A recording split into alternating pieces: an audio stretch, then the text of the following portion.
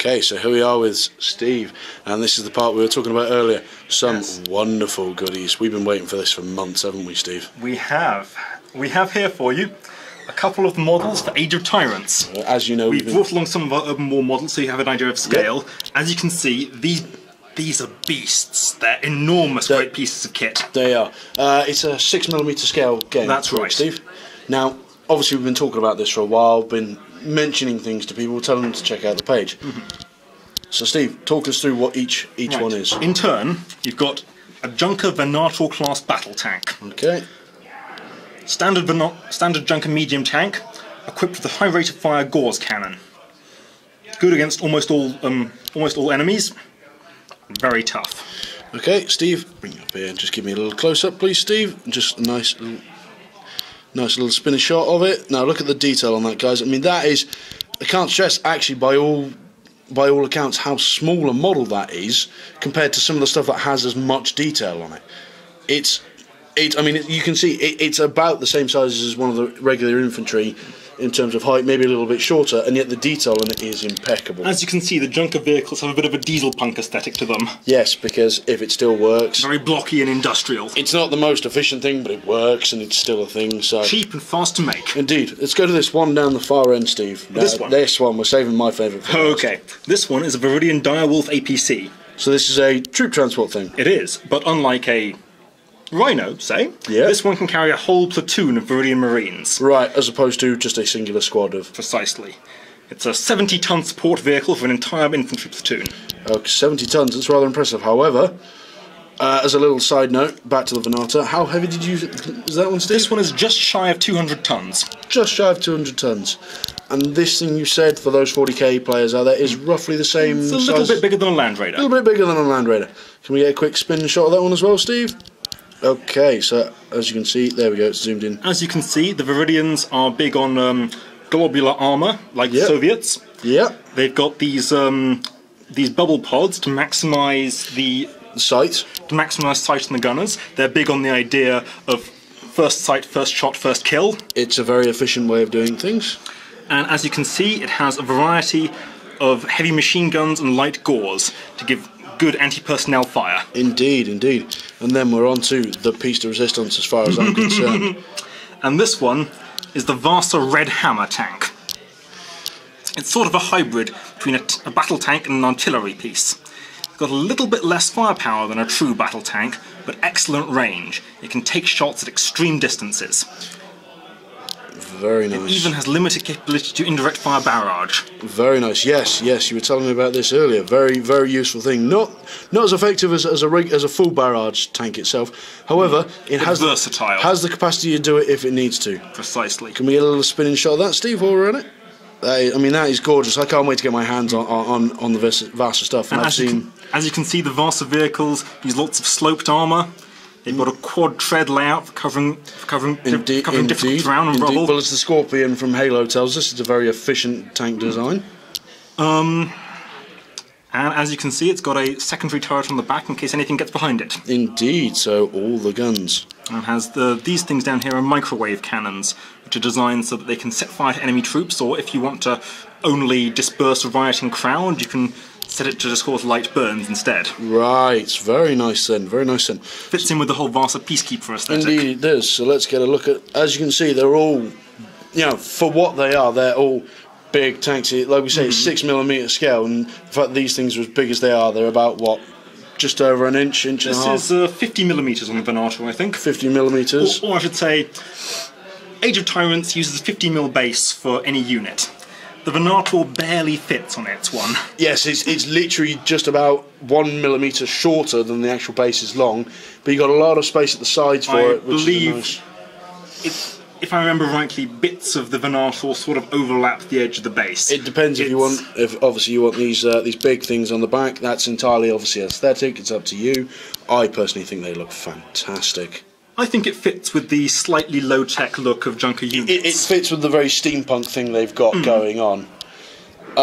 So yeah, these things are gorgeous, guys. So yeah, that is, and obviously there you are. It's again a scale shot with a Secutor and a Riot Suppressor. You know, I mean, the Venator is almost as large as the Secutor. I think it's actually longer than he's tall as well. Yes, it is longer than he is tall. That speaks measures about these. And I've seen a few other things that they've been putting up on the Facebook page. Some of the casts of the Vasa Grenadiers, for instance. You guys know me. You know I love my Vasa Grenadiers. The Vasa Grenadiers for Age of Tyrants are looking absolutely speaking gorgeous. of Vasa Grenadiers, Vasa have a special rule in Age of Tyrants called the Tank Descent Protocol. Oh. Which allows them to have their infantry ride the armoured skirts on their vehicles. So much like the ODSTs would in Halo. Very much so. Okay. Allows them to use them as improvised APCs and get so they're very exposed, very vulnerable, but it's faster than foot slogging it. Mm-hmm. Okay. Why walk when you can ride a tank? Well, exactly. Okay. Steve, is there anything else you want to tell us about these things? About these beauties? You were saying obviously that there's no excess wash or. The cleanness of these sculpts is. It's phenomenal. I mean, you can see where they've been attached. At the back there, you might not be able to see it on camera, but you can when you look at it. Otherwise, it looks perfectly clean. It's just absolutely gorgeous. I'm in love with these sculpts. I really am. Clean, which means you don't have to spend ages mucking about with them. As with any model, they do benefit from a little bit of cleaning up. Of course. As you can see on the Red Hammer, I used a little bit of green stuff to make a smoother. But that's just part of the casting process with resin. It's always going to happen. Look at the scale of the tank, guys. 2 tiny bubbles there. If that's all you've got to do, that's infinitely better than GW Finecast. That is. And Forge World resin, that's fantastic casting. That is. Is there anything else, Steve? By the time you see this video, the Kickstarter will probably have begun. The Kickstarter will have begun. I'll talk about that in a second when we put the camera on me, because I've been talking to John.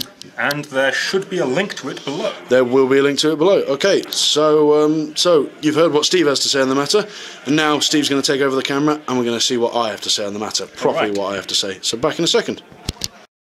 Okay, the opinions of Ben. I love these things, guys. I can't stress enough how much I love these things. I know I've said that so many times during Steve's little bit, but I really do. I love the Vasa. The Vasa are fantastic. You know me. I love my blast. I love my barrage. I cannot wait to just get me squadron after squadron of these things. Did I mention that you can get those Red Hammers in squadrons of 4? No, you did not. There you go. Red Hammer squadrons of 4. So, yeah, we know exactly what Ben's going for. The Kickstarter will have gone. This will come out after it have gone live. It goes live on the 21st, I believe, Steve. I believe you're correct. 21st, and I think John said it goes to mid-February. I'll have to pause it quickly. Is that button? Okay, so just had a look, guys, just so we can get the information correct for you. So as we said, it's going up on the 21st. The Kickstarter is running to the 18th of February. Please invest, guys, because I really want to see these. I want my squadrons of Red Hammers. As a side note, I should add that depending on how much you guys invest, this may not be all that we get to thrown in there. Because personally, don't know about you, but I want some airstrikes. I would love some. Oh, I would love to see some Vasa jets. I would love to see. Please, guys, invest. We've been talking about this for ages. You're probably sick to death of us talking about Age of Tyrants by now. But we are huge fans of more idiots. Steve got us into it. Oh, what was it? 2 years ago? Give or take. You got me. Yeah, it was 2 years ago. You got me a Vasa starter set. That's right. For my birthday. And because I'd already expressed an interest in the Vasa, and it took me far too long to get around to buying some extra stuff. I was preoccupied with other stuff, but I did, and I got them painted in no time at all. It took. Oh, how long did it take? I think it comes from. Where was it? It comes from Scotland, isn't it? I believe the factory is up in Edinburgh. Yes. Up in Edinburgh. I was expecting it to take a week to a week and a half to get delivered, and no word of a lie, it got delivered. I think within 3 days, 3 or 4 days. Which was fantastic, and it wasn't done via Royal Mail either. It was done through a delivery company, so it got here intact, signed for, so you know that nothing's going to be missing. Absolutely fantastic, it really was. So please, guys, invest, because both games deserve your time and attention. You'll love them. I can pretty much guarantee you will love both games. And as a side note, look at it, it's beautiful. I know there's a lot of nostalgia for games like Epic. Having played both games, I can say that Age of Tyrants has the same flavour as Epic, but it plays faster. And of course it has the wonderful thing of being set in a different universe. You don't have to put up with all the toffery of the Ultramarines and, you know, and please, please, please invest, guys. It sounds like I'm begging with you, but, you know, as you've seen, these are gorgeous models, absolutely gorgeous. Well done by Myriad Miniatures. You've done an amazing job on these guys, and I can't wait to see what else you come out with when the Kickstarter gets running and when this game fully comes out. So please, please, please, guys, invest. Thanks for watching. Thanks for your time and attention. And as always, thanks for watching the Bat Rep. If you liked it, please please press like. If you haven't already, press subscribe. Share this around with anybody you think that might be interested, because it is a great system. You know, the whole system's great, and I do all of this for you guys. It's all your support that keeps us going. Coming up on a year now it'll be, I believe, about September. We're gonna have a little bit of an extra thing out for you guys. Steve, do you recall when I did, just before I went to France ages ago, I played a game with Mike Collins and I recorded that. That was my very first attempt at recording. That was this the Orcs and More Orcs? No, that was no. This was when I played Mike with his Thunderwolf Cavalry. Oh, I remember. Yes, and that was a hilarious game. That is yet to go out. I've mentioned it to a couple of you guys. It's been floating around between us lot as the mysterious lost footage, and it's not actually lost. It's just on my other computer, which wouldn't edit it, and I haven't got around to moving it across yet. But that'll be your 1 year anniversary, guys. Or I might even put it out sooner because you guys have been brilliant. You've given me a lot of advice, a lot of tips for improving. So thanks very much. Thanks for watching, guys, and from all of us here at Happy Wargaming, from me, from Steve, from Matt and Tom, who unfortunately couldn't be with us tonight because they'd have loved to have seen these, and I think it would have been a great scenario to have just had 2v2 in that scenario, which would have been bloodthirsty. I mean, it was bloodthirsty enough, but could you just imagine adding 2 extra players? So from all of us here at Anything But Wargaming, thanks for watching, guys, and happy wargaming. Thanks for watching. Happy wargaming.